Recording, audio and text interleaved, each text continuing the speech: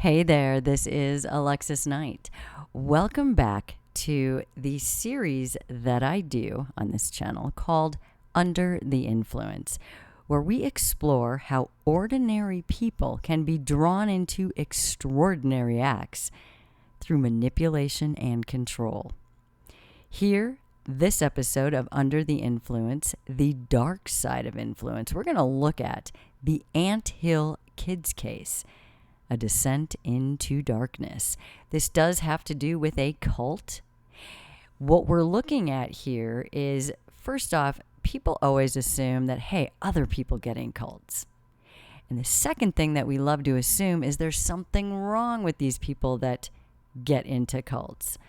But do we really believe that every single person that ever went into a cult ever was extremely vulnerable? Were they all at a bad place in their lives? Certainly their lives weren't like ours, right? Normal and together. How does it happen? That's what we're looking at. How do people that have otherwise normal-looking lives, they're doing things, they're working, maybe they have families, everything seems fine, but these everyday individuals still can be slowly and methodically manipulated into committing acts and doing things they never would have imagined.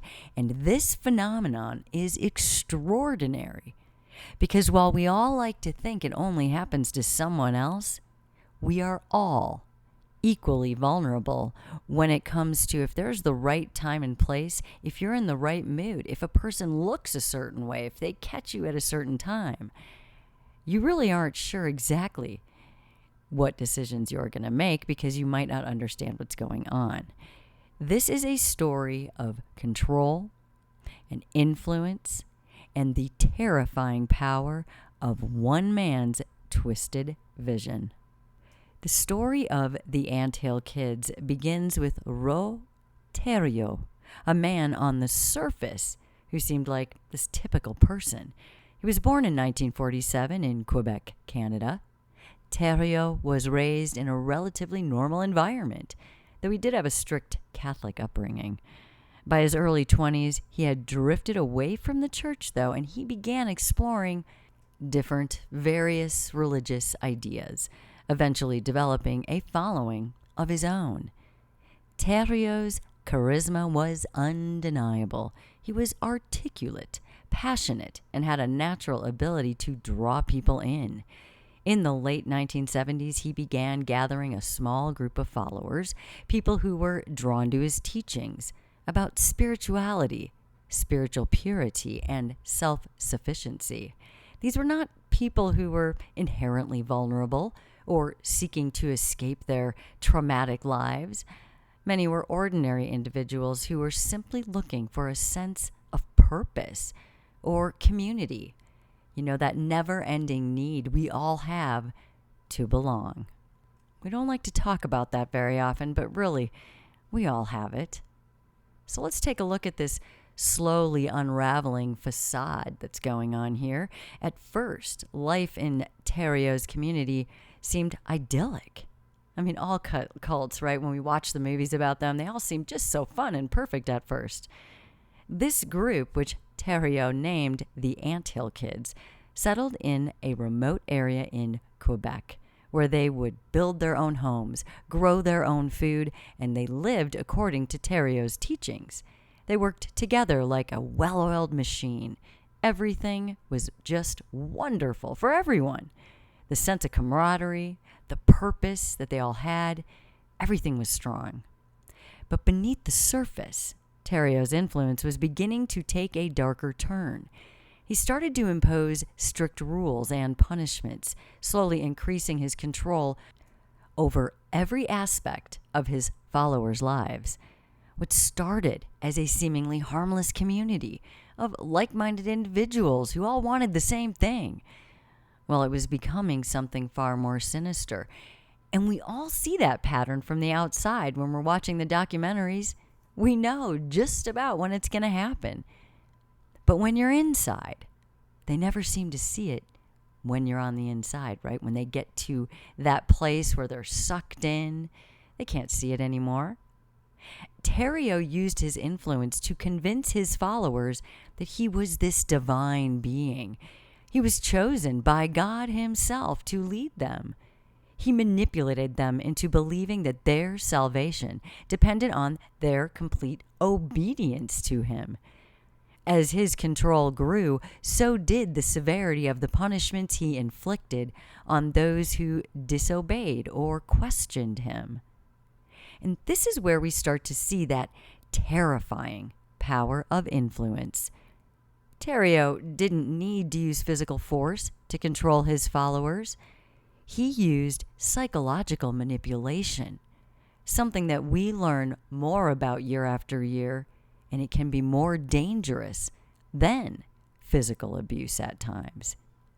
This guy preyed on these people's desire for purpose and their need for community and their belief in him as a spiritual leader. And slowly the boundaries of what was acceptable, what was normal, they were pushed further and further until the unthinkable becomes normalized. As the manipulation deepens, guys, it's just breaking down the individuals involved. And as time went on in this situation, Thériault's control over his followers became absolute. He used a combination of charm and fear and psychological manipulation to break down their sense of self. He isolated them from the outside world. He cut off any contact that they had with their friends or their family, anyone who might question his authority over them. He created an environment where his word was law, and any deviation from his teachings was met with severe punishment.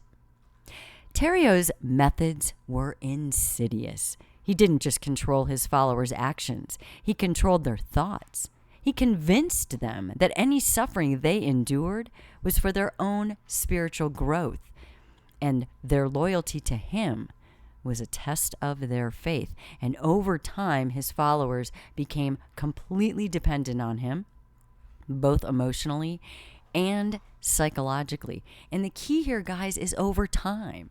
Of course, you would not fall for this. You're not going to say, I'm going to let someone take all my family and friends and I'm going to give all my money and sit here and just be dependent. Nobody wants to make that choice. It takes a lot of work to get someone to make that choice. Think about that. I mean, what's particularly chilling about this case is that these were not people with obvious vulnerabilities or psychological issues like we like to believe when we see these kinds of things. It's only a threat if it can hurt us. So if we're not vulnerable or if we don't have those psychological issues that those cult people have, we're safe. That's what we like to believe. But guess what? A lot of those people that ended up in the cult, they thought that of themselves before they got involved. They might have been just like you or me. In all reality, they were ordinary individuals who had been drawn into a community by a very charismatic leader. We love to meet those charismatic people. They energize us. And that's what these guys found. But they also found themselves trapped in a nightmare in the end. Thériault's ability to manipulate and control these people was so powerful that they began to completely lose their own sense of right and wrong. They were doing things they never would have considered doing before their involvement in any of this. So, what were the first signs of violence here? Because, after the first honeymoon phase of being in your cult, when you're running around and you have flowers in your hair and you're dipping into the water and everybody's happy, then it starts to get ugly. And it did here, like it always does. As Thériault's control grew, so did the violence. He began to impose these brutal punishments on his followers, often under the guise of spiritual purification. These punishments ranged from physical beatings to forced manipulations, and all of them were justified by Thériault as necessary for the group's spiritual growth. That makes sense, doesn't it? What is particularly disturbing is how the followers, who were once ordinary people, began to accept and even participate in these acts of violence. Thériault had manipulated them to the point where they believed that their actions were justified. So now these people have a new sense of right versus wrong, something they weren't thinking before. This has changed that most basic thinking. Now they were part of this big and divine plan, so they thought. The line between right and wrong had been completely blurred at this point, and the influence of Thériault's manipulation was evident in every aspect of their lives. Okay, I know we have preconceived ideas about cults and the people in them. Let's just review quick what we have talked about so far in this first part, I guess, of this exploration of the Ant Hill Kids case. We saw how Mr. Thériault was able to take ordinary people and manipulate them into a state of complete dependency and control. What started out as a seemingly harmless community becomes a twisted nightmare where violence and manipulation become the norm. But we're not done yet. We're going to continue here, and we are going to get into the true extent of this influence and how terrifying it became. All right, let's continue. As Thériault's control over the Ant Hill Kids grew, so did the level of violence within the community. What started out as physical punishments for minor infractions quickly escalated into acts of unimaginable brutality. Thériault, who once portrayed himself as a spiritual leader, now revealed his true nature as a sadistic tyrant. He used his influence not only to justify these acts, but to compel his followers to also participate in them, further entrenching them into his twisted reality. Thériault's methods of control were as psychological as they were physical. He convinced his followers that the violence they endured and inflicted, that it all was necessary for their own spiritual purification. He told them that their suffering was a form of penance. It was a way to cleanse their souls and prove their loyalty to him. In this way, Thériault turned the very concept of faith, something people seek, he turned it into a weapon, using it to manipulate his followers into accepting and even embracing the violence. We're talking about the fact that these are people that had very good intentions for themselves, to connect to a higher power, to cleanse their souls, to feel pure. These are things that people thought would make them feel good and would make them good people. They couldn't even see what was really going on here. One of the most horrifying aspects of Thériault's control was his manipulation of medical practices. Despite having no formal medical training, Thériault began performing surgeries. Yep, surgery on his followers, often with disastrous results, as you can imagine. He would convince them that they were suffering from these various ailments that only he could cure, and then proceed to perform crude and often deadly procedures.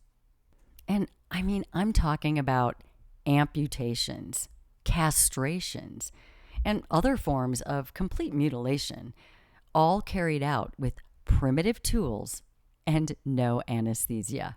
How fun. Thériault's followers, who had been, at this point, completely broken down mentally and emotionally, they accepted these procedures. Because of their mental state, they didn't question a thing. We're talking these people that otherwise wouldn't consider any of this. They're just participating and they don't mind it one bit. They actually think it's a good thing. The idea that their leader, the man they had placed their trust in, could be capable of such monstrous acts, it was simply inconceivable to them at that point.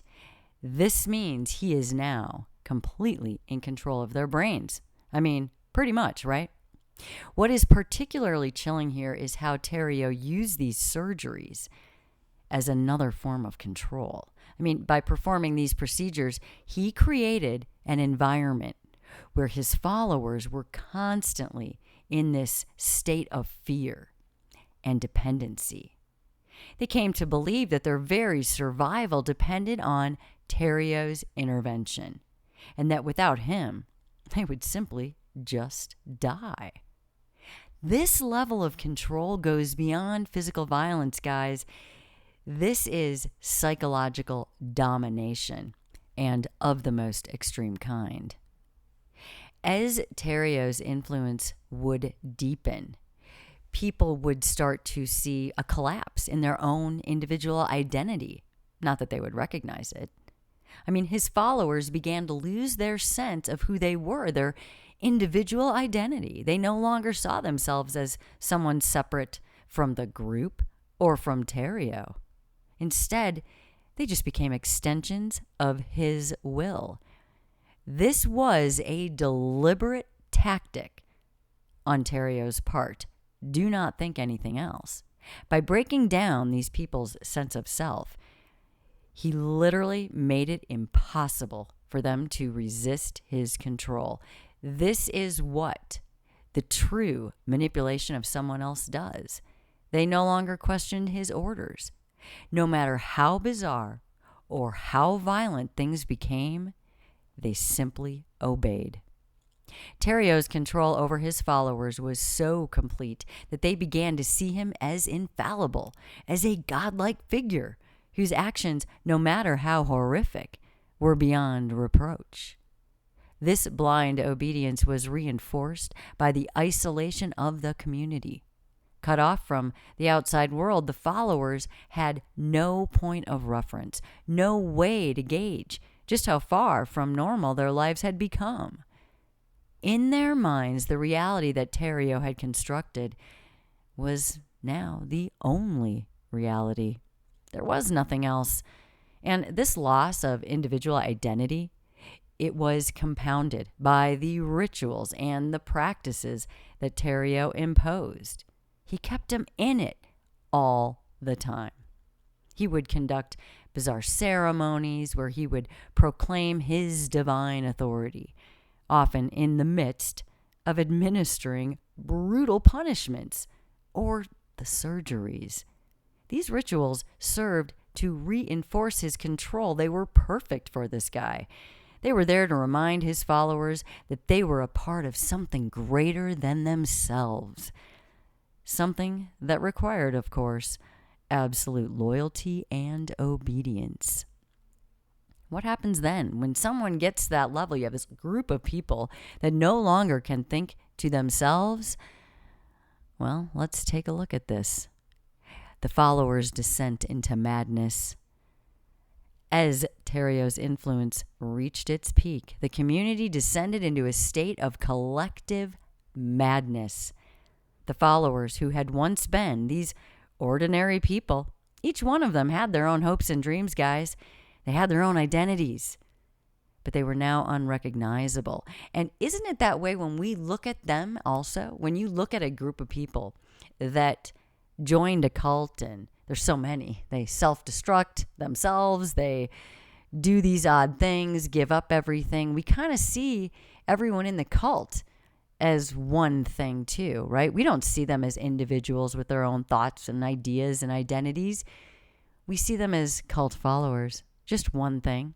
These strange people that fell into this completely obvious trap. Who are they? Well, they were now unrecognizable. They did used to be real, actual, ordinary people, guys.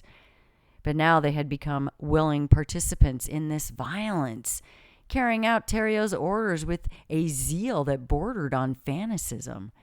The line between victim and perpetrator at this point had become blurred. The followers, who had been manipulated into submission, now perpetuated the cycle of abuse that was put on them. We've seen this before in other things, right? Not just cults, but there it is. This descent into madness was marked by acts of violence that defy comprehension. Followers were turning on each other. They were inflicting the same punishments they had once endured. Thériault's influence was so pervasive that even the most horrific acts were seen as necessary, as part of the divine plan that he had laid out for them. In their minds, there was no alternative. To question Thériault was to risk damnation. What's particularly disturbing about this case is the realization that these followers, they were not inherently evil. They just weren't. They weren't predisposed to violence. They just weren't. They were ordinary people who, under the influence of a charismatic and manipulative leader, were driven to commit acts that they never would have imagined. This is the true horror of the Ant Hill Kids case, that it shows how easily normal and everyday people can be transformed into instruments, really, of violence and cruelty under the right conditions. All right, so where are we now? We've seen how Thériault's influence drove his followers to the brink of madness, turning ordinary people into perpetrators of unimaginable violence. The descent into darkness was complete, and the community had become a place where the unthinkable was not only possible, but it was accepted. How perfect for Thériault. But there's more to this story. We will continue. Coming up next, we're going to uncover the events that led to the collapse of this guy's control and the shocking revelations that followed. Take a break, get some water, but we're going to continue here. Under the influence. Under the influence in a cult. How does this happen? Well, it happens slowly. So slowly and so carefully that even the people involved, no matter from where they came, they now know nothing. And they now just do what they are told. They have been manipulated. They have been controlled. They have been pushed to the brink of madness. How these ordinary individuals were transformed into perpetrators of violence is just crazy. But it works because he did a good job, Thériault.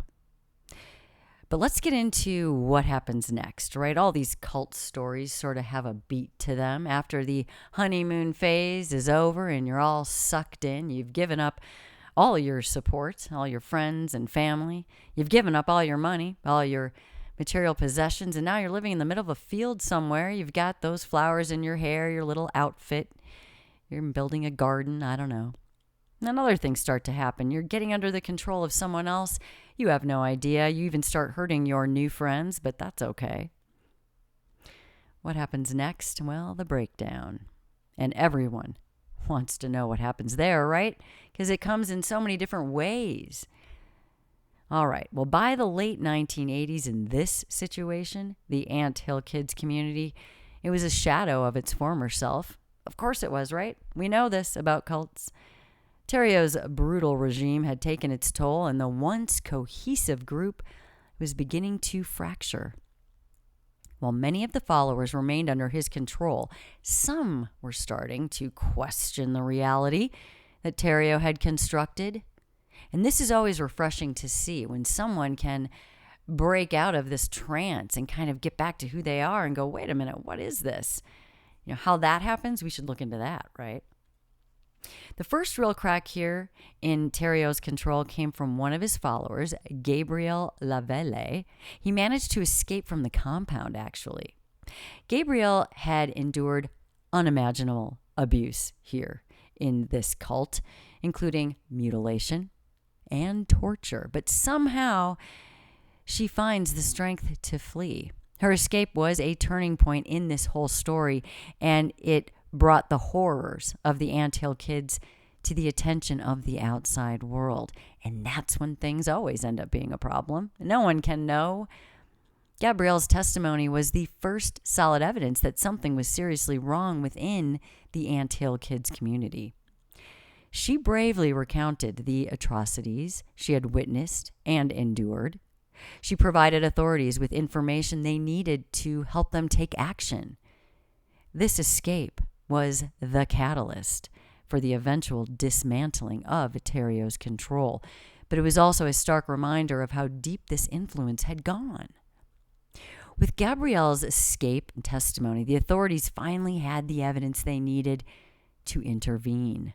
In 1989, Thériault was arrested and the Anthill Kids compound was raided by the police. What they found was a scene of devastation, a community that had been completely torn apart by years of abuse and manipulation. This guy was charged with multiple counts of assault, Thériault, sexual assault, and even murder. His arrest marked the end of his reign of terror. But the damage he'd inflicted on his followers, that's immeasurable. Many of these people were left physically scarred, psychologically scarred, struggling to come to terms with the reality of what they were a part of, what they had done. This trial of this that followed Thériault's arrest, it was a shocking revelation of the true extent of all of his crimes. The court would hear testimonies from former followers who described the horrific conditions they had endured, the violence they witnessed, the fear that they had inside of them that would keep them in line. Thériault is ultimately convicted and sentenced to life in prison, guys. How do we feel about that? Pretty good. And he stayed there until his death, which was in 2011. It's okay, it was in 2011. This stuff is still going on. This is still important, guys. Because what's the aftermath? 2011 doesn't mean anything. The pain, the scars, the damage, it all continues. The collapse of the Anthill Kids community, it did leave a lasting impact on those who had been a part of it. Of course it would. For the survivors, the end of Thériault's control was only the beginning of a very long and difficult journey for them to heal. Many of them struggled with guilt and shame. The trauma was unbelievable. They were haunted by the memories of what they had done and what had been done to them. The psychological scars left behind Thériault's influence were deep. Some of his followers found it difficult to even reintegrate back into society. Their sense of identity was shattered so much by those years of manipulation. Others sought therapy and support to help them come to terms with their experiences, but this road to recovery, it was long for anyone who survived and fraught with challenges. One of the most tragic aspects of this case is the realization that these were ordinary people, guys, who had been manipulated into committing extraordinary acts. We've all had hard and difficult times, right? Do you think that makes you vulnerable enough to join a cult? Well, these people, they were not inherently violent. They didn't have cult dreams. They weren't cruel at the core. No, they had been drawn in to this web of violence that slowly stripped away any sense of self, any of their morals, their entire sense of right and wrong. And then they finally were vulnerable enough to fall into Thériault's control. And that's when the honeymoon phase starts to end, right? When everyone's primed and prepped and cooked enough. You just need to get them in, give them a good time. We all want a good time. We all want to feel connected, and we all want to feel like we're a part of something that makes sense.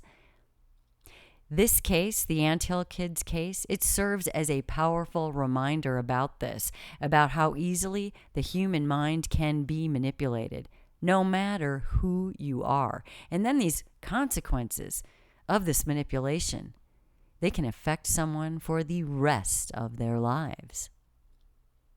The Anthill Kids case, it remains one of the most disturbing examples of cult influence in modern history because it challenges the common assumption that those who fall prey to cults are inherently damaged. There's something wrong with them for them to be that vulnerable. But no, here, this is the reality, guys. This case shows you how ordinary people, under the right conditions, can be drawn into situations where they completely lose control of their own actions, even their own identities, their dreams, their hopes, their families. This case also raises important questions about the nature of influence and control. I mean, how was Thériault able to maintain such a tight grip on these followers for so long? What psychological mechanisms did he exploit to break down their resistance and keep them in line? All of them. And then perhaps, and most importantly, how can we recognize and then prevent these situations in the future? I mean, hey, if we could have this much control over our own thoughts, we could do anything, right? Why is it so hard for us, but not hard for others to get control of who we are? Brings up a lot of questions. As we reflect on the Anthill Kids case, it is crucial to remember that the power of influence, it's not just limited, though, to these cult situations or even extreme situations. This exists every day in our everyday lives. It's in the relationships we are in. It's in the leaders we look up to and follow. It's in our own beliefs that we hold. The Anthill Kids case is an extreme example, but we all are doing these things on some level, but we're just in control of them most of the time, or so it seems. But a case like this can serve as a very big warning of how easily influence can turn dark, and the consequences can be devastating. This case shows us how ordinary people can be drawn into extraordinary situations. They can be manipulated into committing acts they never would have imagined or wanted anything to even do with. Looking at other cases where control and manipulation and power have led to shocking outcomes. It's out there, guys, and it's something to talk about. This is Alexis Knight. You've been listening to Under the Influence. Until next time, stay vigilant, stay curious, and remember, influence can be powerful. It also can be dangerous. Thanks for listening, and until next time.